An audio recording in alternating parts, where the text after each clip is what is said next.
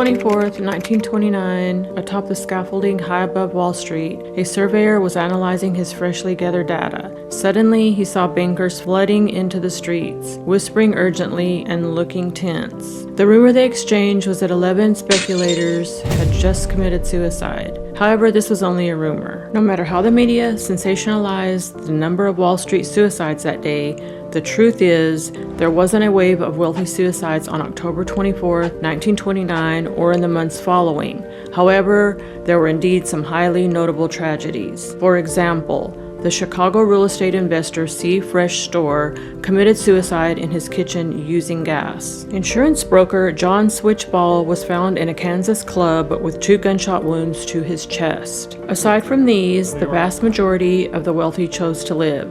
At that time, the middle class was not so fortunate in comparison. Indeed, the middle class was perhaps the most affected group during the Great Depression. As the nation's liquidity dried up, companies launched financial plans involving layoffs and reassignments, leading to a large number of middle-class individuals slipping back into poverty. One moment, they were lawyers, doctors, teachers, researchers, and the next day they became unemployed, unable to support their families. People began mending clothes at home, no longer fearing wearing old clothes outside, as everyone was doing the same. When the Depression hit, new rules of life began to take effect. In the third year after the 1932 stock market crash, 30 million Americans lost their sources of income, some due to job loss, others because the breadwinner in the family was no longer earning.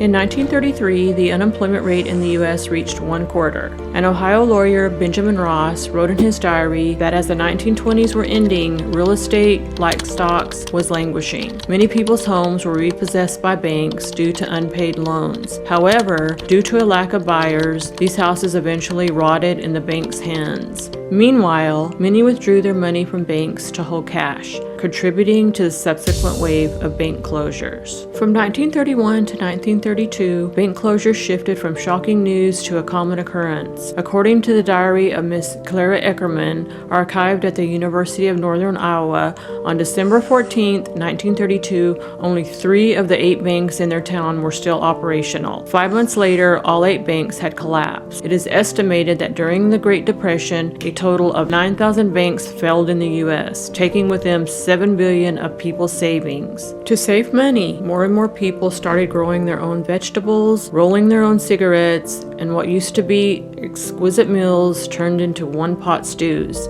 Churches also began offering welfare meals. People began to imitate the dress of 1890s, and bicycles once again became a daily mode of transportation. Meanwhile, more and more unemployed people started looking for livelihood opportunities in agriculture, which was also not doing well at that time. During World War I, farmers generally expanded their cultivation area and equipment expenditures to meet the war's demand for food. But when the war ended, these demands disappeared, turning farmers into debtors with their land as collateral, unable to sell their agricultural products or repay their debts. According to Miss Clara Ackerman's diary, when the Great Depression first began, people were hopeful that Vice President Hoover would turn the tide. But by 1933, the price of agricultural products continued to decline.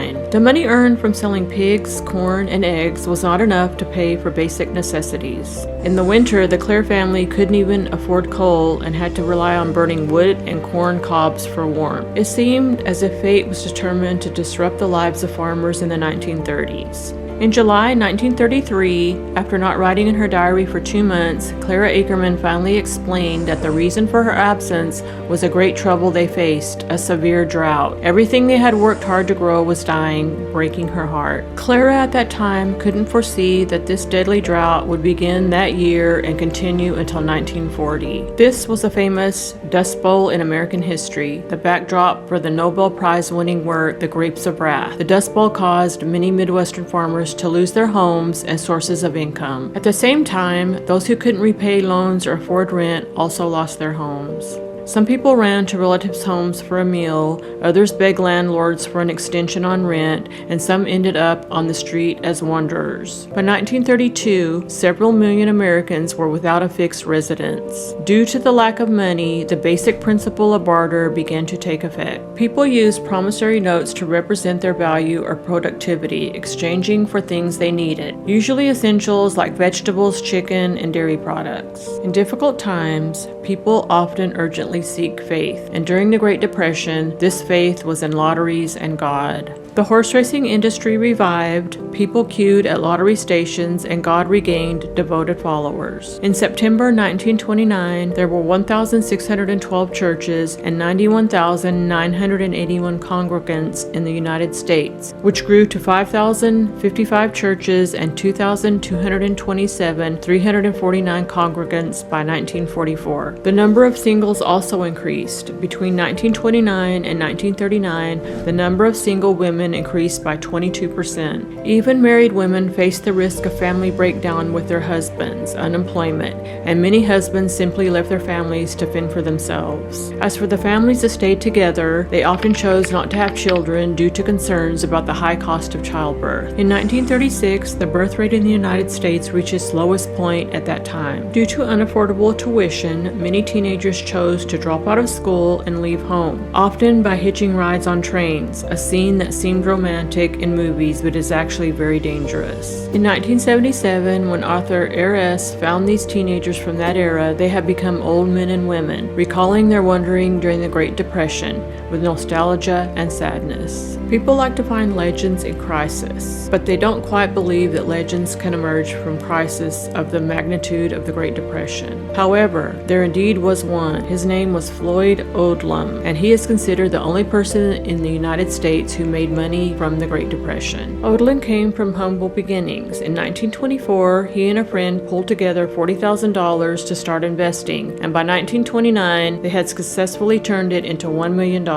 However, by the summer of 1929, he began to sense the danger behind Wall Street's unusual prosperity. So, he sold half of his assets on the eve of the stock market crash and raised some new funds. Relying on his cash reserves at the end of the Great Depression in 1932, he again bought urgently needed assets to be sold at 50% of their original price. By 1933, Odlum had become one of the richest people in the United States. When the Great Depression took away 1/4 of Americans' jobs, women might have been the only group to benefit from it. From the 1930s to the 1940s, the number of employed women increased by 24%. Furthermore, because of the types of jobs women held at that time, nursing, teaching were relatively more stable. They were isolated from the widespread unemployment. The Great Depression was brutal, but not everyone was able to survive. If you think this video is good, please feel free to subscribe, follow, and share. Okay everyone, see you in the next episode.